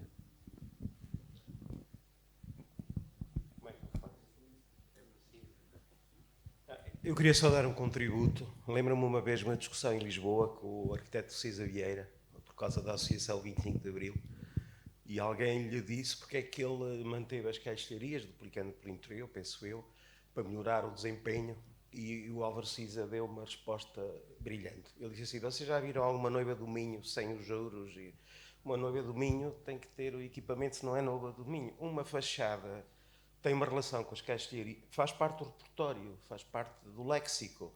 Portanto, o que me parece importante é, por exemplo, alterar essa resolução e dizer que autorizamos que os mesmos 1.500 euros possam ser aplicados numa duplicação, por exemplo, no interior.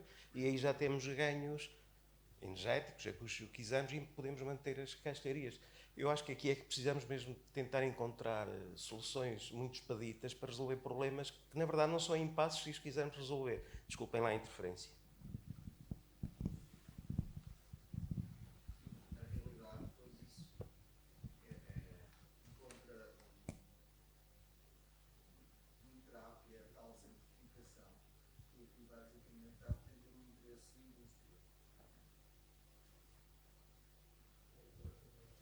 Mas podemos ter certificado a solução interior e deixar a exterior.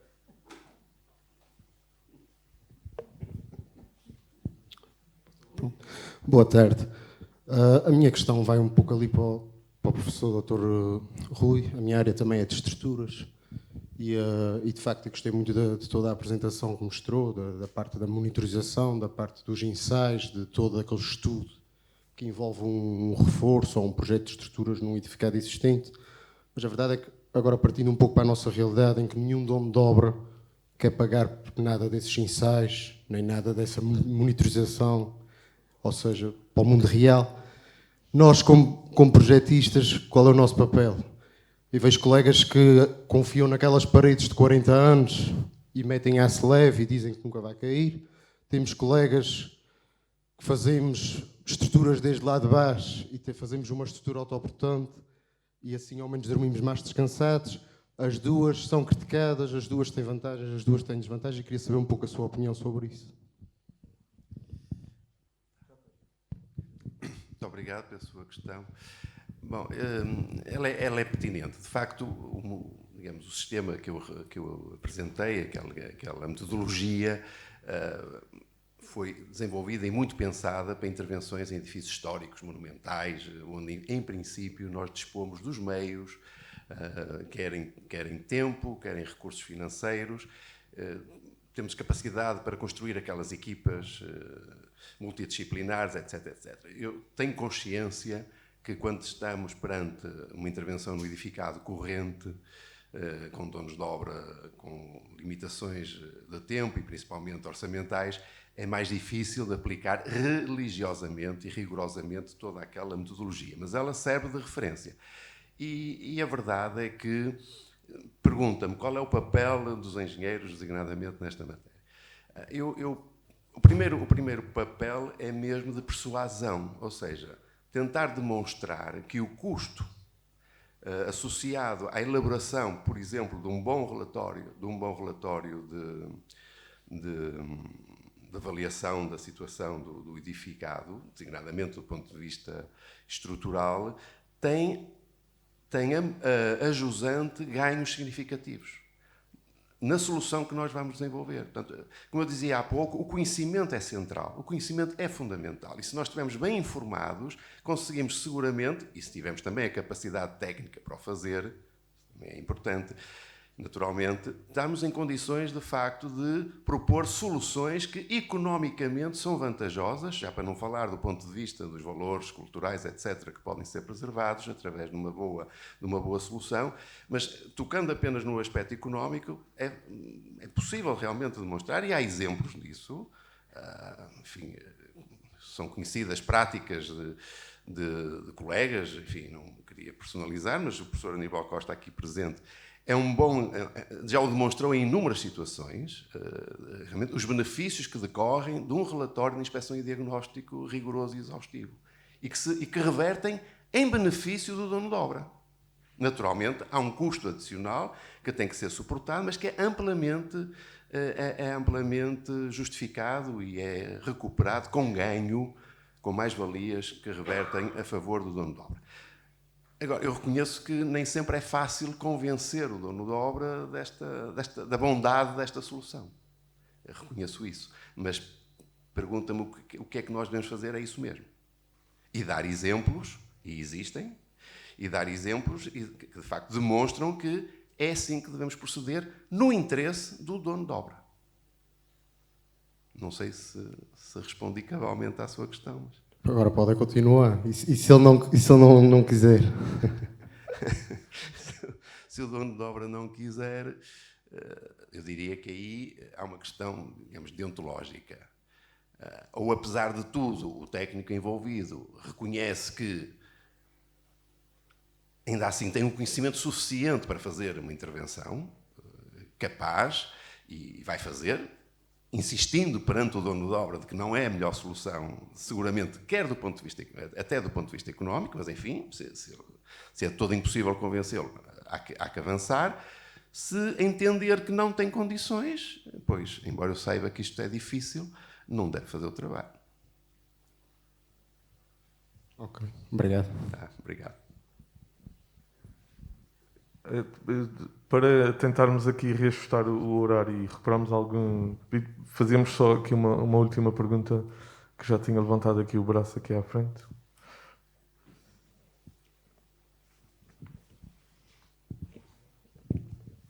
Bem, mais uma vez, eu não vou propriamente fazer uma pergunta, mas gostava só de esclarecer duas coisas. Em primeiro lugar, o problema da eficiência energética. Não sei se alguma vez vocês olharam para a forma de cálculo da eficiência energética, não é? Aquilo é uma fórmula que tem 0,1 de eficiência de ganhos de verão, mais 0,1 de eficiência de ganhos de inverno, mais 0,8 de eficiência de máquinas. Ou seja, podem pintar o que vocês quiserem, meus amigos, mas só resolvem o problema com máquinas. Ou então têm de mudar a lei. É tão fácil como isto. E é evidente que é um disparate. E nós temos feito uma investigação que é monitorizarmos uma série de casas na zona de Aveiro, já vamos umas 15 ou 20, onde procuramos, no fundo, demonstrar que a maior parte das vezes o problema não está nas janelas. Está assim na cobertura, está assim na eficiência de tratar muito bem a cobertura e depois ter algumas medidas no reboco, etc. E, portanto, de resto, ou se muda a lei, e a lei já se foi aqui falado hoje de manhã,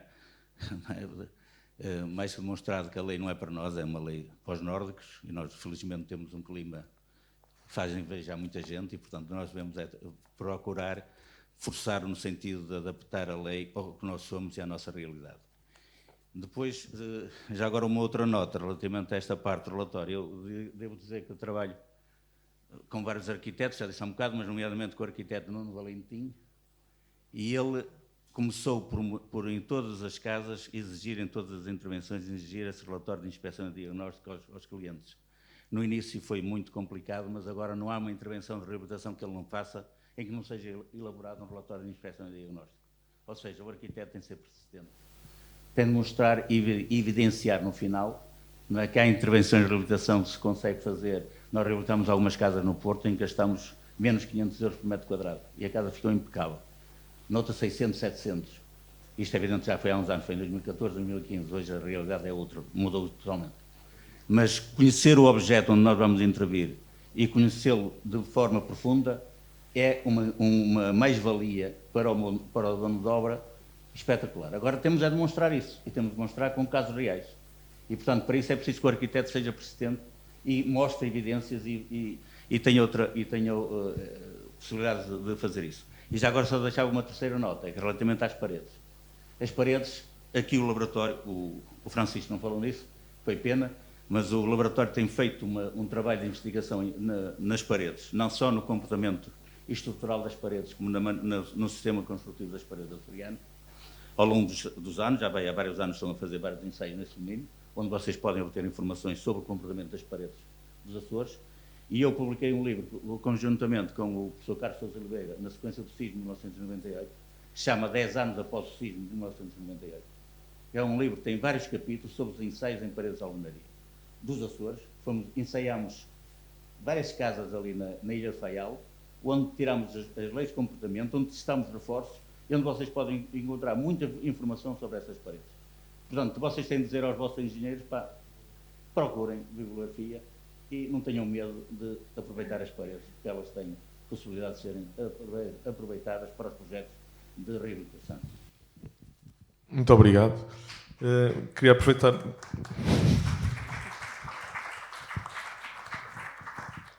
Vou aproveitar então de agradecer os oradores que estiveram aqui neste segundo painel e passar a palavra à nossa colaboradora Lúcia para, penso eu, dar entrada ao terceiro painel. Muito obrigado. Meus senhores e minhas senhoras, muito obrigada. Terminados os trabalhos do início da tarde, cumpre-me informar que vamos proceder a uma pausa de 10 minutos. Aos presentes no auditório, convidamos a dirigirem-se à sala ao lado, onde será servido o coffee break. Iremos retomar os trabalhos às 16h25. Obrigada, até já.